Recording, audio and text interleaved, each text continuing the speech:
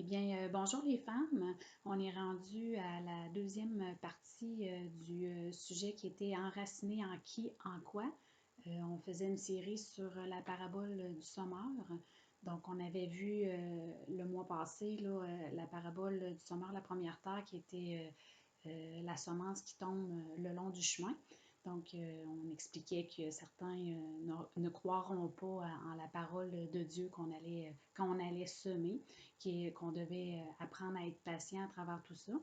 Donc, ce mois-ci, on va voir dans la deuxième terre, dans Matthieu 13, verset 5, une autre partie tomba dans les endroits pierreux, où elle n'avait pas beaucoup de terre. Elle leva aussitôt parce qu'elle ne trouva pas un sol profond, mais quand le soleil parut, elle fut brûlée et sécha faute de racines.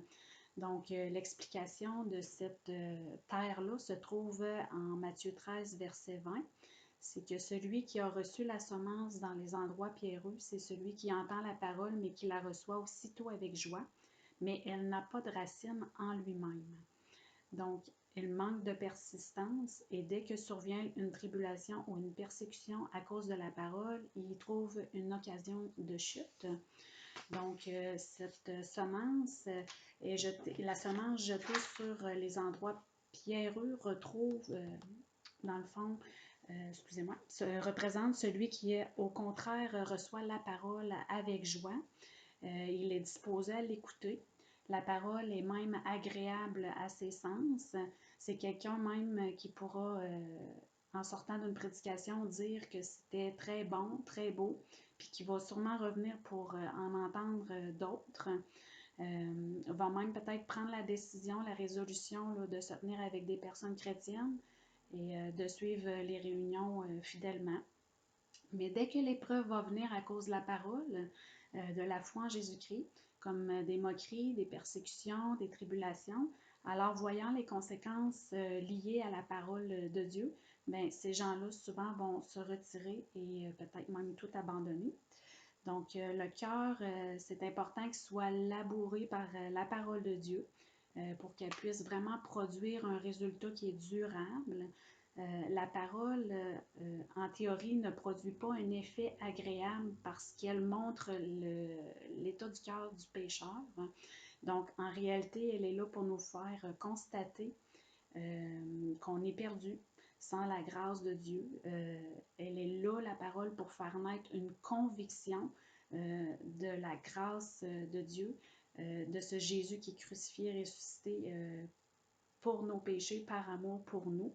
Et quand la foi du message de la croix est reçue, apportant le pardon, la paix, la joie, et sachant la personne de quoi Dieu l'a libéré en son Fils Jésus, ben, le croyant peut maintenant endurer les épreuves tout en s'appuyant dans sa parole. Comme ça, au lieu que la plante, comme on voit dans la parabole, se dessèche, ben, elle prend plutôt racine. Donc, notre foi s'enracine dans la parole de Dieu. Le Seigneur ne nous cache pas dans sa parole que nous n'aurons pas à vivre des tribulations. On voit Jésus lui-même dans le jardin de Gethsémani. Ça me faisait penser à cette histoire-là. Donc, ça se trouve être dans Matthieu, chapitre 26, versets 30 à 46. Après avoir chanté les cantiques, ils se rendirent à la montagne des Oliviers. Alors Jésus leur dit, « Je serai pour vous tous cette nuit une occasion de chute, car il est écrit, « Je frapperai le berger et les brebis du troupeau seront dispersées. Mais après que je serai ressuscité, je vous précéderai en Galilée. » Pierre, prenant la parole, et lui dit que quand tu serais pour toi une occasion de chute, tu ne le seras jamais pour moi. Jésus lui dit, « Je te le dis, en vérité, cette nuit même, avant que le coq chante, tu ne me renieras 3 fois. » Pierre lui répondit, « Quand il me faudrait mourir avec toi, je ne te renierai pas. » Et tous les disciples dirent la même chose. Là-dessus, Jésus alla chez eux dans un lieu appelé Gethsémani, et il dit aux disciples, « Assoyez-vous ici pendant que je m'éloignerai pour prier. » Il prit avec lui Pierre et les 2 fils de Zébédée, et il commença à éprouver de la tristesse et des angoisses. Il leur dit alors, « Mon âme est triste jusqu'à la mort. Restez ici et veillez avec moi. » Puis ayant fait quelques pas en avant, il se jeta sur sa face et pria ainsi. Mon Père, s'il est possible que cette coupe s'éloigne de moi. Toutefois, non pas ce que je veux, mais ce que tu veux.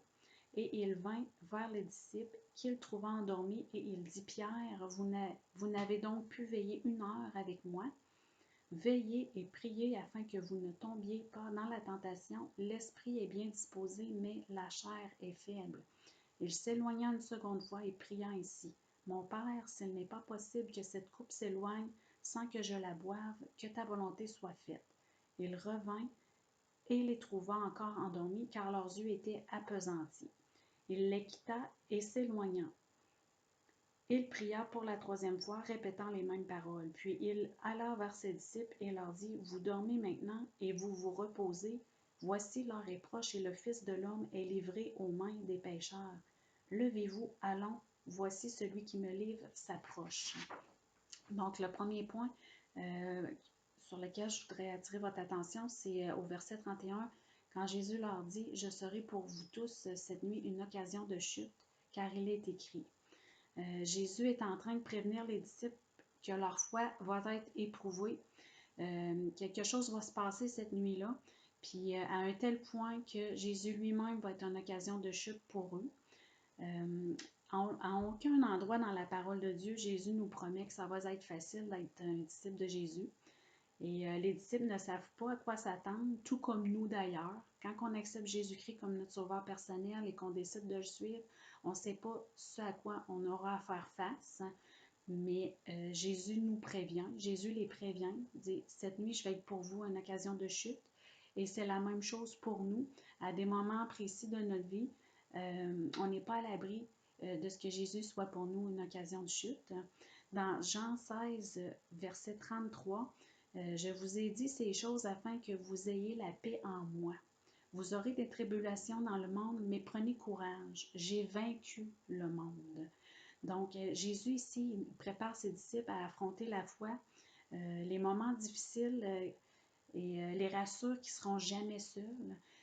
C'est la même chose pour nous.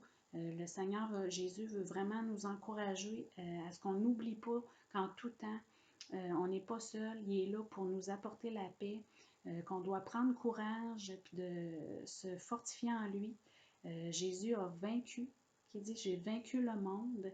Il a remporté la victoire finale, puis on peut se présenter à lui en tout temps, réclamer cette paix dans les moments les plus difficiles.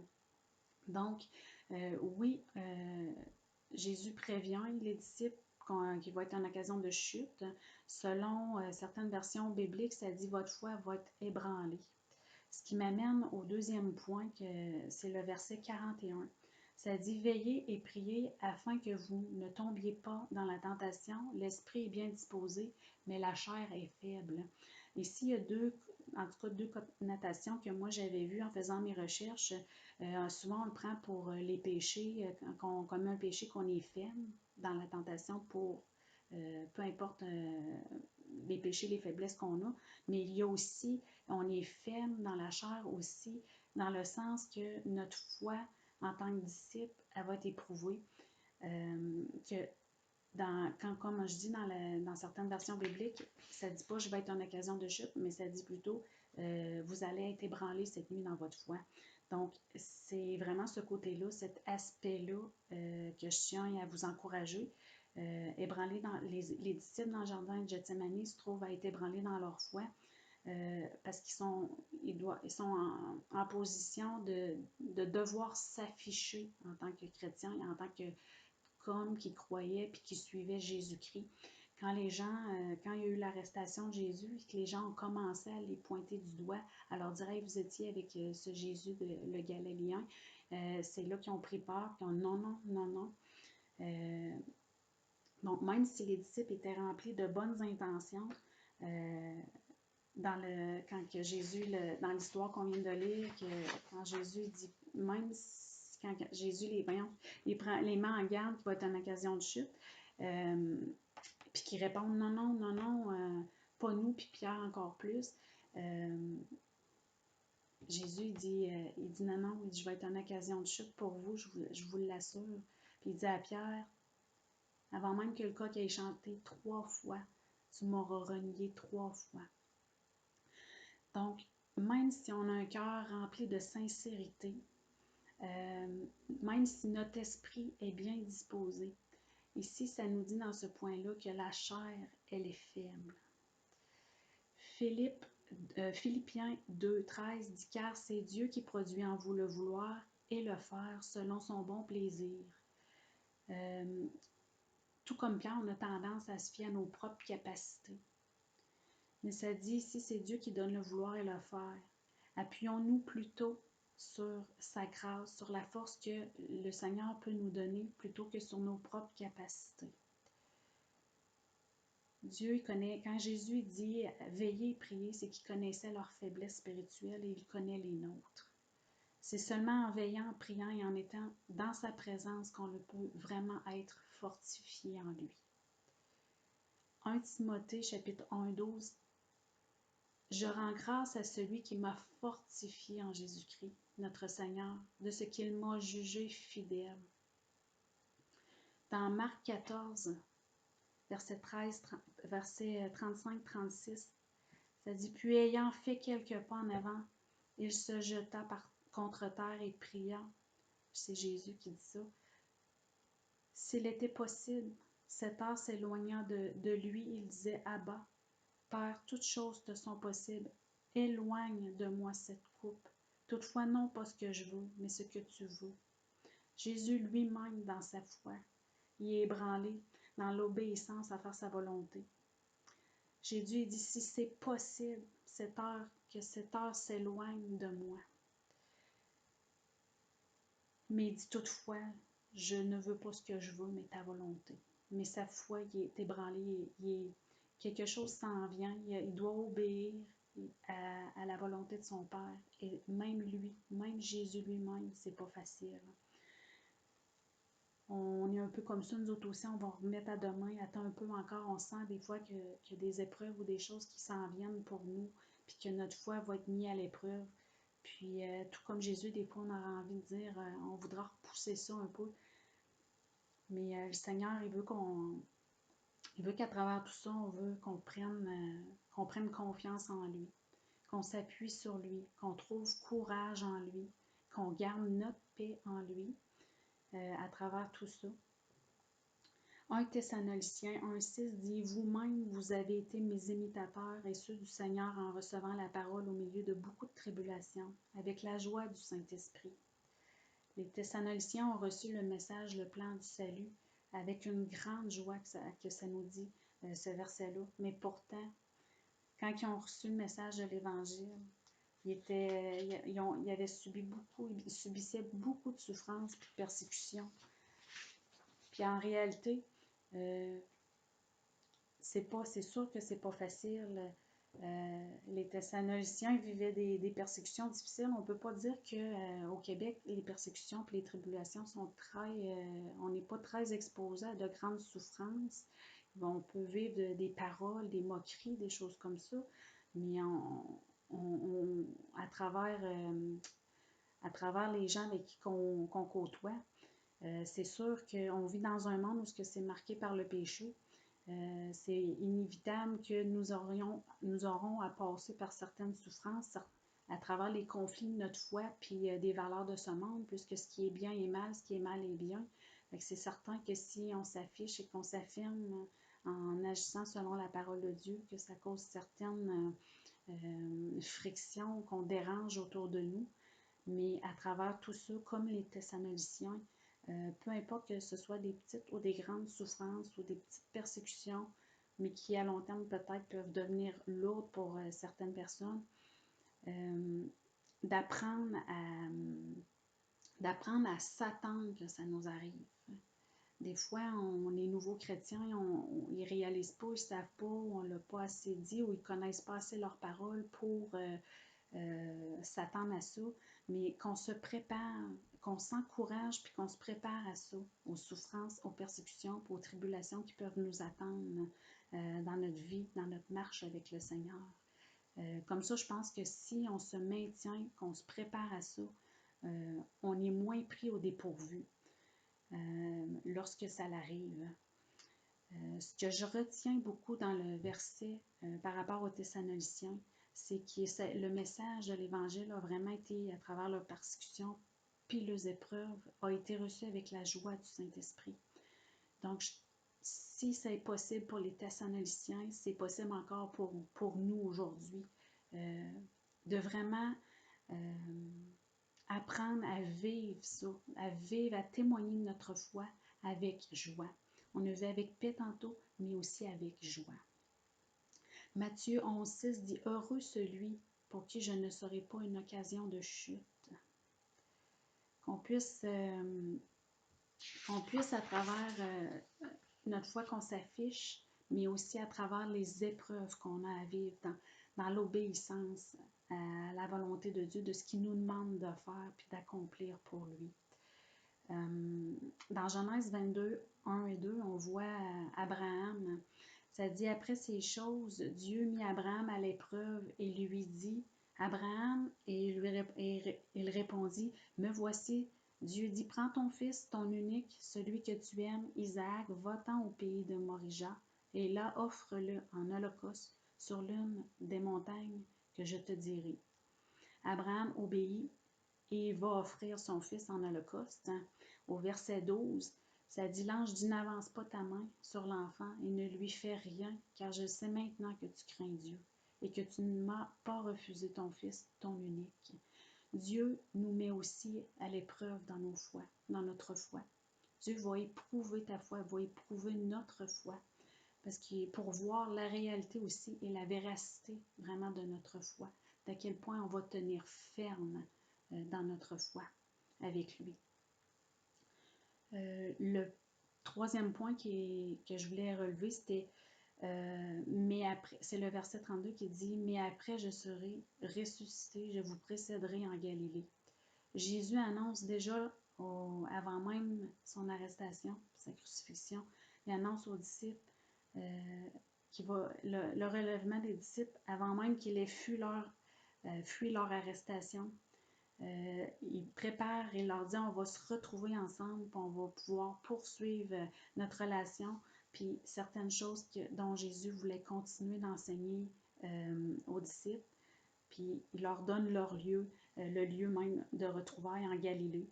Dans Matthieu 28, verset 10, ça dit « Alors Jésus leur dit, ne craignez pas, allez dire à mes frères de se rendre en Galilée, c'est là qu'ils me verront. » Ici, ce que j'aimais, c'est qu'il dit « mes frères », allez dire à mes frères. Ce qui est intéressant dans ce verset-là, c'est que malgré l'attitude des disciples, les jours précédents, quand même qu'ils l'ont abandonné, qu'ils ont fui, Jésus les traite encore comme un frère, comme faisant partie encore de la famille. On est au ministère de la femme, donc j'ai à cœur de vous dire, de te dire, ma sœur, peut-être qu'à travers les tribulations, les persécutions ou certaines épreuves de ta foi, tu as été ébranlé. Peut-être que tu as fui, peut-être que tu as abandonné, peut-être que tu as manqué de persévérance.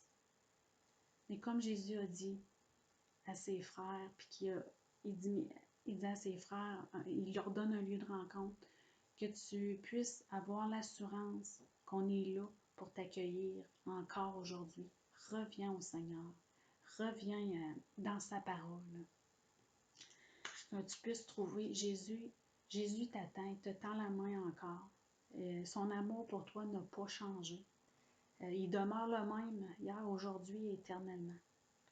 D'un amour éternel, ses bras sont encore ouverts pour toi. Et non seulement ses bras sont encore ouverts pour les disciples, il y avait des choses à leur dire, il y avait encore des choses pour eux. Dans Matthieu 28, 19 à 20, il dit aux disciples, « Allez, faites de toutes les nations des disciples, les baptisant au nom du Père, du Fils et du Saint-Esprit, et enseignez-leur à observer tout ce que je vous ai prescrit. Et voici, je suis avec vous tous les jours jusqu'à la fin du monde. » La mission qui était confiée aux disciples et à nous, c'est le prolongement de celle que Jésus avait commencé à accomplir. Et ça, c'est tout le monde ensemble qu'on est appelé à faire des nations des disciples. il y avait encore de l'espoir, il y avait encore, Jésus voyant encore dans les disciples, il y avait encore quelque chose pour eux. Ça ne s'est pas arrêté dans leur fuite, dans leur abandon. Au contraire, à travers tout ça, il les a fortifiés, il les a baptisés de son Saint-Esprit, puis ils ont pu continuer leur chemin ensemble, puis continuer l'œuvre du Seigneur ensemble, en famille. Qu'on soit nouveau chrétien ou ancien, on aura toujours besoin. Des fois, on pense que la parabole du sommeur, c'est juste pour les nouveaux. Mais en réalité, c'est autant pour les anciens. Je crois qu'on aura toujours besoin de s'enraciner davantage dans sa parole, de veiller, de prier, comme Jésus disait dans le jardin de Gethsémani. Veillons, prions, fortifions-nous pour qu'on puisse tenir ferme, qu'on ne soit pas juste un esprit bien disposé, mais qu'on puisse tenir ferme, mais que la tentation soit forte de lâcher prise, puis qu'on puisse vraiment accomplir ce que le Seigneur nous demande, non pas par nos propres capacités, par nos propres forces, mais vraiment par la puissance de son Saint-Esprit qui habite en nous. Puis qu'on puisse continuer de s'enraciner davantage, parce que c'est ce qui va nous donner la force de passer à travers les persécutions, les tribulations. Donc ça, c'était mon encouragement que j'avais pour vous par rapport à la deuxième terre. Donc si je vous dis enraciner en qui, en quoi, j'espère que dans le choix qu'on aura à faire aujourd'hui, qu'on pourra dire dans sa parole, que le Seigneur nous donne la grâce et la force. On va juste terminer en priant. Merci Seigneur pour ta parole qui est vivante, éternelle. Je te prie Seigneur pour chacune, Seigneur, qui entend ce message, Seigneur éternel. Je te prie que tu puisses redonner la force, le courage, Seigneur, de revenir à toi, Seigneur, si certains d'entre nous ont abandonné, Seigneur, si certains d'entre nous ont fui, éternel. Je prie que tu donnes courage, que tu donnes la paix, la joie, Seigneur, de pouvoir accomplir ce que tu as pour chacun d'entre nous, Seigneur. Comme pour les disciples, comme pour Pierre, Seigneur, ça n'a pas été la fin, Seigneur. Au contraire, tu les as ramenés, tu les as rassemblés, Seigneur. Tu les as prouvé ta résurrection, ton amour pour eux, Seigneur. Et tu as encore eu à les utiliser pour ta gloire éternelle. Et je prie pour chaque femme, Seigneur, qui entendra ce message, que tu puisses donner cette force, Seigneur, de revenir à toi de tout notre cœur, quand même qu'on soit à l'église ou peu importe, mais qu'on puisse vraiment s'enraciner dans ta parole, afin de résister, Seigneur. Parce que oui, la chair est faible, Seigneur. Fortifie-nous chacune d'entre nous dans notre foi, dans nos épreuves, et qu'on puisse continuer d'avancer en toi, Seigneur. Merci pour ce que tu fais dans nos vies, pour ce que tu vas faire dans chacune d'entre ces femmes qui écoutent le message, Seigneur. Merci et sois béni. À toi la gloire. Sur ça, on se revoit le mois prochain pour la troisième terre. Donc, je vous souhaite un bon mois, puis on se revoit dans un mois. Merci. Bye.